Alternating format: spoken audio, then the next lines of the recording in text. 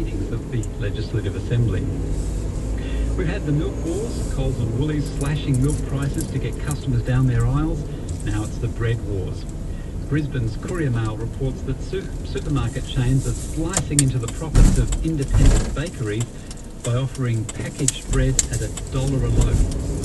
That's not a lot of dough for a loaf, and a pretty enticing offer. But the National Baking Industry Association is fighting back. Under the campaign slogan, "Not all bread is created equal," it's reminding consumers that just because bread is soft, that doesn't mean it's fresh.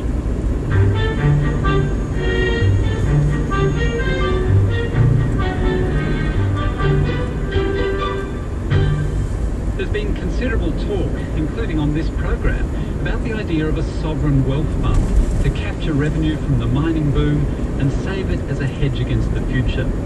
Norway's successful wealth fund is often cited as an example. The revenue stream from its investments will continue long after Norway's offshore oil and gas has run out. Australian Treasury officials have encouraged neighbours like East Timor and Papua New Guinea to pursue a similar idea, despite Canberra not adopting the approach itself. Now it seems Queensland is going it alone, with a state-based fund. It plans to save $1.8 billion in royalties from the gas industry and to lock the money up in a trust fund for 20 years, so it can be spent educating future generations. Andrew Fraser is Deputy Premier and Treasurer of Queensland. Andrew Fraser, how will the Queensland Education Trust Fund work? Well, what we've proposed in these circumstances where we're about to face a new increment to economic activity in our state, a new increment to the revenue of the state, is to look at the best economic direction for that additional effort, that additional activity, and that's to go into what is the future driver of prosperity, and that is the knowledge base, i.e. into education. So the policy principle, if you like, the economic principle there, is that we see the one-off increment, the inescapable fact that you can only develop these resources once, driving an investment that seeks to perpetuate that prosperity into the future. There are essentially two broad ways that a trust could operate that we've put forward to the people of Queensland.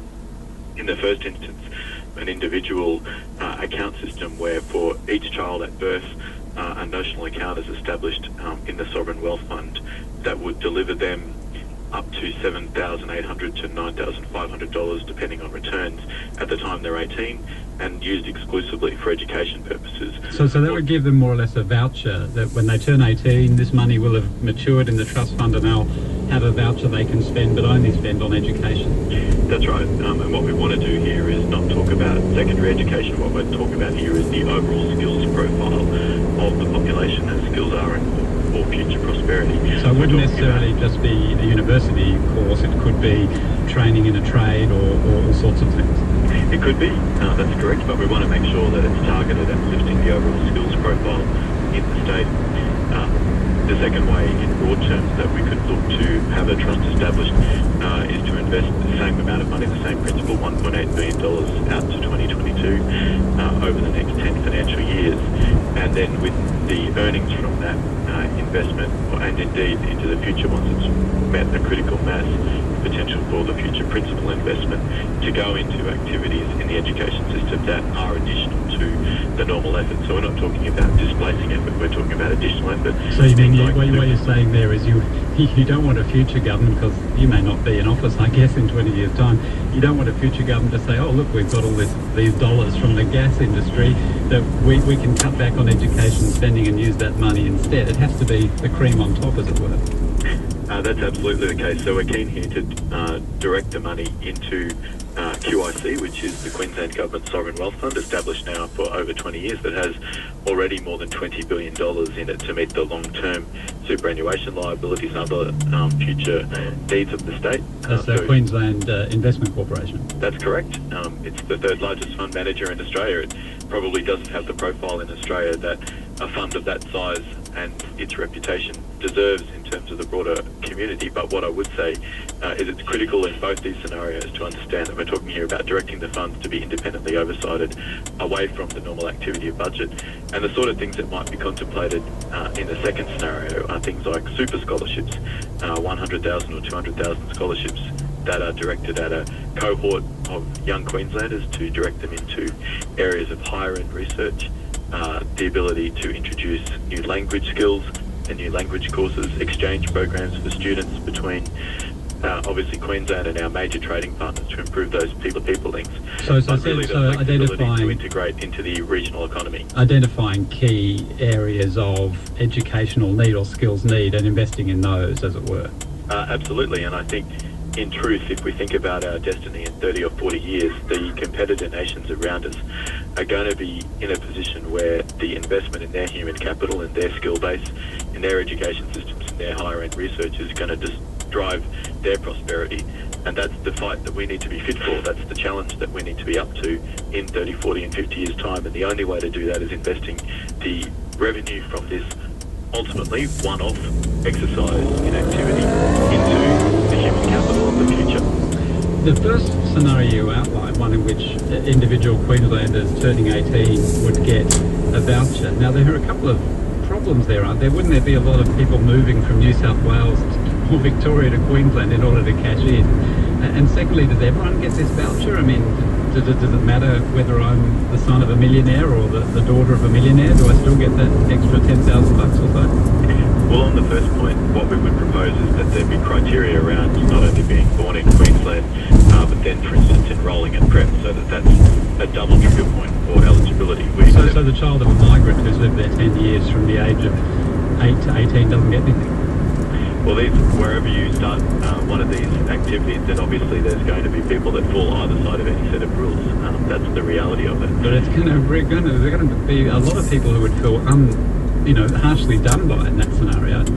And at the moment, the government's got a proposal forward out to, I suppose, draw in community views about eligibility and other things, because in designing a scheme such as this, all of those things need to be taken into consideration of, as indeed, I think the central question for an individual account proposal is in fact means testing or not. I think there's very strong policy reasons to support means testing, and in terms of targeting the resources to the best possible use.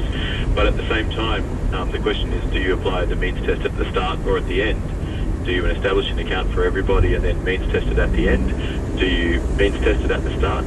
And that potentially means that people might be in fortunate circumstances at the start of their life, but at the age of 18, perhaps not. In the end, the counter-argument is that in the total summation of things, the best asset anyone can have, regardless of the circumstances of their family when they're born or when they're 18, is an education, and therefore that's an argument for giving the support to every single Queenslander. This is the National Interest on ABC Radio National. I'm speaking to Andrew Fraser, Deputy Premier and Treasurer of Queensland, about the idea of a Queensland Education Trust, siphoning money, royalties from the gas industry into a trust fund to be used for the education of future generations. Now, Andrew Fraser, there is a state election during Queensland in the first half of next year, so this is a bit theoretical, this idea, isn't it? And I don't think the money would go into the fund until 2015, until your budget comes back into surplus. So this is a bit of a theory at the moment, isn't it? And whenever you're talking about the future, then you've got to be in a position where it's about long-term planning. And I think the idea that we should wait until the royalties begin to flow in 2014-15 in order to decide what to do, I think is antithetical to the often run argument against governments that they don't engage in long-term planning. So it might be theoretical, but I suppose the future always is. When you're in the business of governing for the future and you are charting out into the area ahead. But I think one of the central criticisms that's often given of all governments is they don't govern for the future, and that's exactly what we're set out to do here. Well, I presume you're governing also for the future of the Labor Party in office, because, as I say, you face an election within the next 6 months, an election you're very likely to lose. On current polling, is this an attempt to wrest back the political initiative? I've always thought that the best way to win an election is to be a government that has good policy, to be a good government.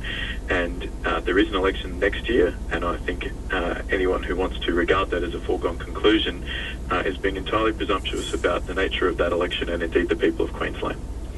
The other thing that we've seen this week is the Senate committee recommending a freeze on all new coal seam gas projects. There's a lot of concern about the rapid expansion of this industry, about its environmental impact, particularly its impact on underground waters on the Great Artesian Basin. Is this a way of buying more public support for coal seam gas? There's no doubt that the gas industry, the LNG industry, does have many benefits for Queensland and indeed for the broader region. In the first instance, as a transition fuel, electricity produced from LNG is up to 70% cleaner than that produced from brown coal in places like Victoria, or indeed from the most efficient black coal operations in Queensland. That's the first point. The second point is it does provide a surge in economic activity and obviously in employment. And obviously attached to it, with any resource development, are issues around the environmental impact, as there are indeed with other mining activities and mining industries in the past. This is about saying that this is a new activity, and therefore what's the best way to direct it, and that's into education. It's the best economic policy. If it's seen by the community as being an appropriate policy to secure a long-term future for Queensland, then that's, I think, a good thing. That's what I think the policy does, and I'd be glad for people to draw the same conclusion. Will this affect Queensland's GST revenues? Because I've heard it argued in the past that there's a disincentive for states to establish their own wealth funds, because if they build up revenues, then that affects the way the Commonwealth shares out the GST pie, and you could end up saving this money on the one hand and then missing out on the other. Well, that's not